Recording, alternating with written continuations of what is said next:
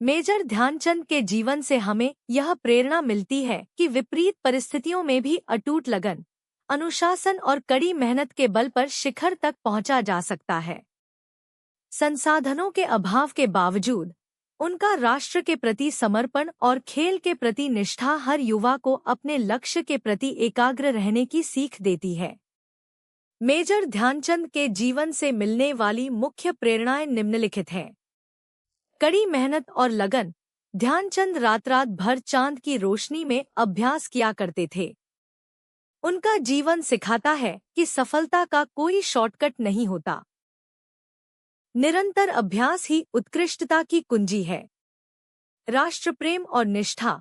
1936 के Berlin Olympic में Germany को 8-1 से हराने के बाद तानाशाह एडोल्फ हिटलर ने उन्हें अपनी सेना में ऊंचे पद और जर्मन नागरिकता की पेशकश की थी।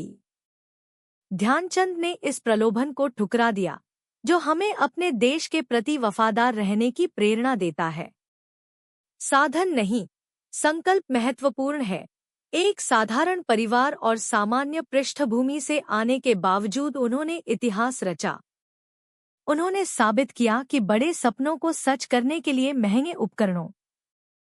मेजर ध्यानचंद 1905 से 1979 भारत के महानतम फील्ड हॉकी खिलाड़ी थे, जिन्हें हॉकी का जादूगर माना जाता है। उनकी कप्तानी में भारत ने 1928, 1932 और 1936 के ओलंपिक खेलों में लगातार 3 स्वर्ण पदक जीते। गेंद पर उनके जादुई नियंत्रण के कारण उनकी स्टिक की जांच तक की जाती थी। YouTube +4 आरंभिक जीवन और सेना में प्रवेश। ध्यानचंद का जन्म 29 अगस्त 1905 को प्रयागराज, तब इलाहाबाद, में हुआ था। उनके पिता ब्रिटिश भारतीय सेना में थे।